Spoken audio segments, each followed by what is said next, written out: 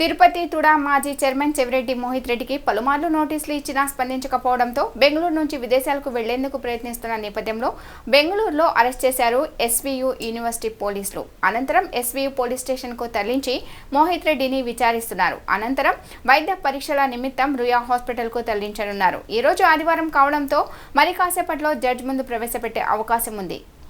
SVU పోలీసులు station ముందు రోడ్డుపై బైఠాయించి నిరసన తెలుపుతున్నారు చెవిరెడ్డి భాస్కర్ రెడ్డి.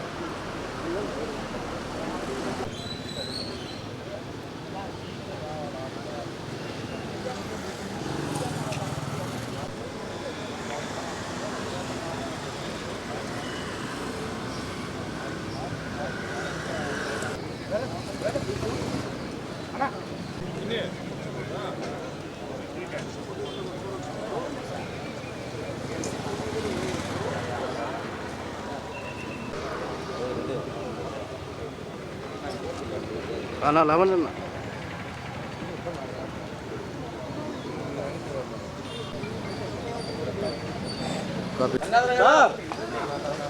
నన్నెందుకు గెలిస్తున్నారు?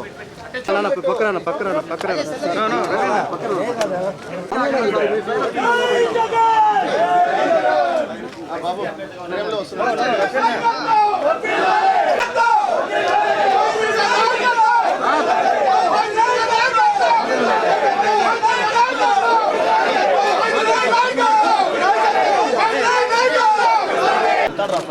డాడీ గారు నోటీస్ చెప్పాను.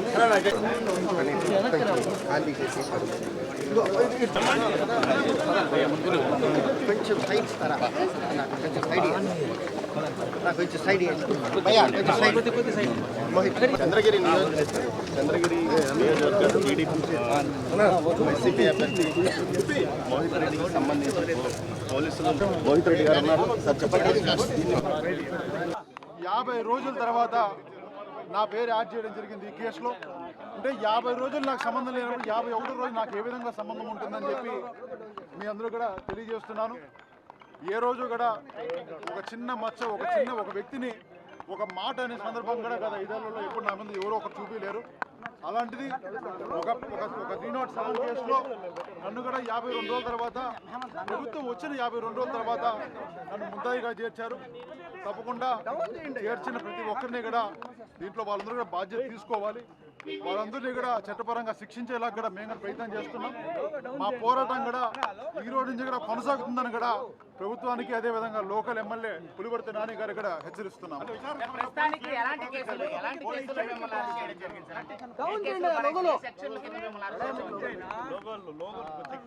307 అదేవిధంగా మిగతా సెక్షన్స్ ఉన్నాయని చెప్పి నాకు కూడా ఈరోజు చెప్పడం జరిగింది. నిజంగానే చాలా బాధాకరం. ఎందుకంటే నేను ఆ రోజు గొడవ జరిగినప్పుడు నా ముందర డిఆర్ఓ గారు ఉన్నారు, నా ముందర ఆర్డీఓ ఉన్నారు, నా ఎదురుగా ముందరగా జాయింట్ కలెక్టర్ గారు ఉన్నారు. సెల్లు కూడా లోపలికి తీసుకోపోకూడదని చెప్పి కూడా వాళ్ళు చెప్పడం వల్ల సెల్లు కూడా నా పిఎల్కి ఇవ్వడం జరిగింది. అలాంటిది నా పేరు ఈ కేసులో 52 రోజుల తర్వాత నాన్నగారిని రాజకీయంగా ఎదుర్కోలేక ఈరోజు ఇలాంటి కేసుల్లో మమ్మల్ని నిరికిచ్చి ఏదో భయపెట్టాలి, ఏదో భయభ్రాంతులకు తీసుకురావాలి, కాన్స్టిట్యున్సీలో తిరగనీయకూడదని చెప్పి ఈరోజు పులివర్తి నాని గారు చూస్తున్నారు. పులివర్తి నాని గారు ఒక్కడే చెప్తున్నాం, చంద్రగిరి కాన్స్టిట్యున్సీ అనేది మీ సొత్తు కాదు. 1,00,000 ఓట్లు ప్రజలు మాకు ఇక్కడ ఓటేసి ఈరోజు గెలిపించడం జరిగింది. మీరు ఇదొక్కటే కాదు, బుల్లెట్లతో కాల్చినా కూడా చంద్రగిరి కాన్స్టిట్యున్సీ నుంచి వెనకపోయే క్వశ్చనే లేదని కూడా మీకు ఇక్కడి నుంచి హెచ్చరిస్తున్నాం. తప్పకుండా మీరు చేసే భూదందాలు కావచ్చు, మీరు చేసే ప్రతి ఒక్కదానికి మేము ఎదురుగా నిలబడతాం. మా ప్రతిపక్షానికి, మా ప్రజలందరికీ కూడా ప్రతి ఒక్క దాంట్లో కూడా మేము కూడా వాళ్ళకి తోడుగా నిలబడతామని కూడా ఇక్కడ ప్రెస్ ద్వారా మీ ద్వారా తెలియజేస్తున్నాం. అదే అన్న, నా సెల్లు ఒకదా చెక్ చేసుకుంటే గత 3 రోజులుగా ఆన్లో ఉంది. 2 రోజులు ఒక 5 రోజుల ముందు నేను ఇక్కడ తిరుపతిలో కూడా ఉన్నాను. ఢిల్లీ కూడా జగనన్న ప్రోగ్రామ్ అయితే ఢిల్లీ కూడా పోవడం జరిగింది. ఒక ఫోన్ చేసి ఇట్లా విచారణ ఉంది రమ్మంటే బ్రహ్మాండంగా వచ్చేవాడిని. ఏది లేకుండా రేపు తెల్లారి అంటే ఈరోజు 11 గంటలకి మా ఫ్రెండ్ మ్యారియట్లో దుబాయ్లో ఉంది. ఇదే ఈరోజు ఈవినింగ్ 11 గంటలకి నా ఫ్లైట్ చెన్నై బుకింగ్ టికెట్ కూడా మీ అందరికీ చూపిస్తాను. ఇదే రోజు 11 గంటలకి నా ఫ్లైట్ టికెట్ కూడా ఇదే రోజు రాత్రి 11 గంటలకి నా రిటర్న్ టికెట్ కూడా ఉంది. ఎల్లుండి షిరిడి ప్రోగ్రామ్కి 1800 మంది చంద్రగిరి కాన్స్టిట్యున్సీ నుంచి మేము పోవాలని కూడా నిర్ణయించుకోవడం జరిగింది. ఇవన్నీ తెలిసి కూడా మా మీద ఈ విధంగా లుక్అవుట్ నోటీస్ ఇచ్చి ఏదో ఒక టెర్రరిస్ట్ లాగా ఏదో ఒక హత్యలు చేసిన వాళ్ళలాగా ఆడ కూర్చోబెట్టి ఆడ నుంచి కర్ణాటక పోలీస్ స్టేషన్కి తీసుకొని పోయి ఆడ 2-3 గంటలు వాళ్ళు విచారణ చేసి అక్కడ రాత్రి 2 గంటలు 3 గంటలకి ఇక్కడ ఆంధ్ర పోలీసులు వచ్చి మమ్మల్ని తీసుకువచ్చి ఈరోజు 7 గంటలకు వచ్చి మీరు మళ్ళీ పిలిచినప్పుడు రావాలని చెప్పి ఇవాళ కామెడీ లాగా ఇది ఒకరిని ప్రజాప్రతినిధిగా ప్రజల కోసం ఇంతకాలం పనిచేసిన దానికి ఈ విధంగా వెన్నిటా పాలిటిక్స్ని వాళ్ళు తీసుకుందామని నిర్ణయించుకోవడం జరిగింది. తప్పకుండా దీనికి సంబంధించిన ప్రతి ఒక్కరిని కూడా తప్పకుండా లీగల్గా కూడా ఫైట్ చేస్తామని కూడా తెలియజేస్తున్నాను.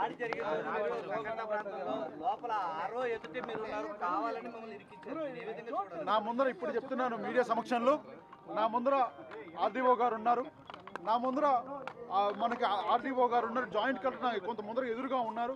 సెల్లులు తీసుకోపోకూడదంటే ఆ దూరంగానే నా పిఏకి నా సెల్లు ఇచ్చాను. నా ముందర అందరూ ఉండగా అప్పుడు ఎవరో పిల్లోడు ఎక్కడో ఏడో దాడి జరిగిందని ఒక బోర్డు నాకు చెప్పడం జరిగింది.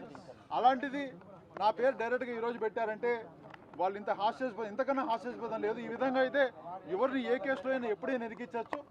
ఈ విధంగా ప్రజాస్వామ్యంలో ఇంత ఘోరంగా చేస్తారని నేనైతే భావించలేదు. కానీ ఒక్కరు మాత్రం చెప్తున్నాను, నాన్నగారు పోరాటాలు చిన్నప్పటి చూసి పెరిగిన వాళ్ళం. తప్పకుండా నాన్నగారిని ఇన్స్పిరేషన్గా తీసుకుంటాం. ఇన్ని రోజులు అనుకున్నాము వాళ్ళకి అధికారం ఇప్పుడే వచ్చింది, మనం డిస్టర్బ్ చేయకూడదు, వాళ్ళు పరిపాలన కొన్ని రోజులు చేయాలి, వాళ్ళు చేసిన తర్వాత మనం తప్పకుండా దాంట్లో తప్పులు ఉంటే మనం సర్దిద్దేలాగా మనం ప్రయత్నం చేద్దాం అనుకున్నాం. కానీ ఈ విధంగా రోజు ఒక క్యాడర్ను కొట్టడము, రోజు ఇల్లు ధ్వంసం చేయడం. పాపం ఈరోజు చెప్తున్నాను, ప్రవీణ్ అని చెప్పి మాకు అత్యంత సన్నిహితుడు ప్రవీణ్ అన్న, వాళ్ళ డాబా పూర్తిగా జేసీబీలు పెట్టి కూల్చేయడం జరిగింది. కపిల్ అని చెప్పి కొట్టడం జరిగింది. ప్రతి ఊర్లోనూ ఈరోజు దాడులు చేయడం జరుగుతూ ఉంది. మా తిరుపతి రూరల్లో నుంచి మొత్తం 6 మండలాల్లో 20 రూపాయల నుంచి ప్రతి మండలంలో కనీసం అంటే ఒక 5 నుంచి 10 మంది వరకు సుమారు 100 మందిని ఈరోజు దాడి చేసి పులివర్తి నాని గారు కూడా చెప్పడం జరిగింది, మేము రాజకీయ సమాధి చేస్తామని చెప్పి. మీరు నిజంగా సమాధి చేయాలంటే మమ్మల్ని సమాధి చేయాలి, కానీ రాజకీయంగా సమాధి చేయలేరు. మేము ఉన్నంతకాలం అయితే ప్రజల కోసం పోరాడతాం, ప్రజల పక్షాన పోరాడతాం. మీరు ఇందే కాదు, బుల్లెట్లతో కాల్చినా కూడా వెనక్కి తీరే క్వశ్చనే లేదు. ఎంత దూరమైనా దీనికోసం పోవడానికి సిద్ధంగా ఉన్నాం. ఇది ఒక్కటే కాదు, ఇంకొక 100 కేసులు పెట్టినా కూడా, ఇది మొదటి కేసు నాకు, దీని నుంచి ఇంకో 100 కేసులు పెట్టినా కూడా 5 ఏళ్ళు పోరాటానికి సిద్ధపడతాం. కానీ ఏ రోజు మీకు కాంప్రమైజ్ అయ్యేది లేకపోతే మీతో పోయేది నాకు మీలాంటి విధానాలు మా నాన్న నేర్పించలేదు. మా నాన్న నేర్పించింది అవసరమైతే పోరాడాలి, లేదు ప్రజలకు మంచి చేయాలని చెప్పి అదే బాట నడుస్తామని కూడా మీ అందరికీ తెలియజేస్తున్నాను. 41C ఇచ్చి ఎప్పుడు పిలిస్తే అప్పుడు రావాలి అని చెప్పి ఇప్పుడు చెప్పడం జరిగింది. 41C ఇవ్వడానికి లుక్అవుట్ నోటీసులు ఒక టెర్రరిస్ట్కి ఇచ్చినట్టు ఇచ్చేదానికి ఇది ఎక్కడ న్యాయమా అని చెప్పి మీరు కూడా ఒకసారి పెద్దలందరూ ఆలోచించాలి. ఎందుకంటే ఒక 41C నిజంగా మీరు ఇవ్వాలంటే ఒక ఫోన్ చేసిన రమ్మంటే నేను బ్రహ్మాండంగా తీసుకునేవాడిని. అలాంటిది ఇన్ని రోజులు గత 2 నెలలుగా వదిలేసి ఊర్లో తిరుగుతూ వదిలేసి ఈరోజు అడుగు బయటికి పోతా అంటే లుక్అవుట్ టెర్రరిస్ట్ని కూర్చోబెట్టినట్టు అక్కడ 4-5 గంటలు కూర్చోబెట్టి రాత్రి పోలీస్ స్టేషన్కి తీసుకొని పోయి అక్కడ 4-5 గంటలు కూర్చోబెట్టి మళ్ళీ ఇక్కడికి నన్ను ట్రావెల్లో ఒక పోలీస్ కారులో తీసుకోవడం జరిగింది. తప్పకుండా ఇవన్నిటికి కూడా పోలీసులు అదేవిధంగా ప్రతిపక్షం ఒకరోజు సమాధానం చెప్పాలి. ఈరోజు మా మీద కేసులు పెడుతున్నారు. రేపు ఇదే కంటిన్యూ అయితే రేపు మేము ఈ పద్ధతి ఎప్పుడు మేము ఫాలో అవ్వలేదు. ఇలాంటి పద్ధతి నేర్పించడంలో మీరే దీనికి మొట్టమొదటి అడుగు కూడా వేస్తున్నాం మీ ద్వారా తెలియజేస్తున్నారు.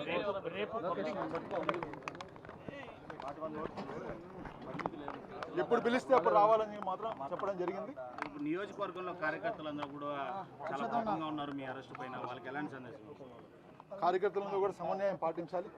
ఎందుకంటే ప్రజల కోసం మనం పోరాడే వాళ్ళం, ప్రజల కోసం మనం నిలదీసే వాళ్ళం. మనందరం కూడా ఉంటాం. ఇన్ని రోజులు అధికారం ఇప్పుడే వచ్చింది కదా, వాళ్ళు పరిపాలన చేసుకోవాలి కదా అనే ఒక ఆలోచనతో ఏ ఒక్కరోజు నేను కూడా బయట రాలేదు.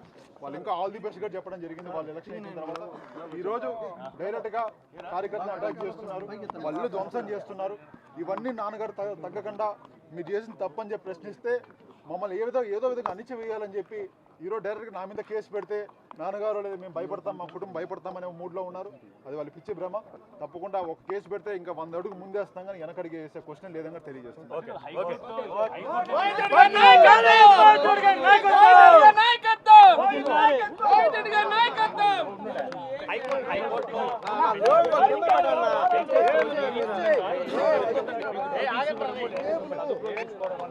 హైకోర్టులో ముందస్తు బెయిల్ సంబంధించి ఈ కేసులో సంబంధం 100% ఈ కేసులో నాకు సంబంధం ఉందంటే వాళ్ళు ఏం శిక్ష చేసినా రెడీగా ఉన్నాను.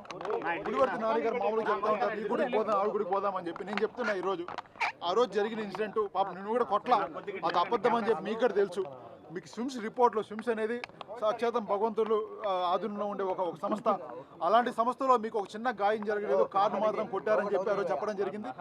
అలాంటప్పుడు మీరు ఈరోజు ఈ విధంగా నన్ను ఏదో హత్యాయుతం చేసి ఇంకోటి చేశారని చెప్పి తప్పుడు కేసులు పెట్టి క్యాడర్నంతా ఒక కేసు ద్వారా భయపెట్టాలనుకుంటున్నారు. తప్పకుండా కుదరదు.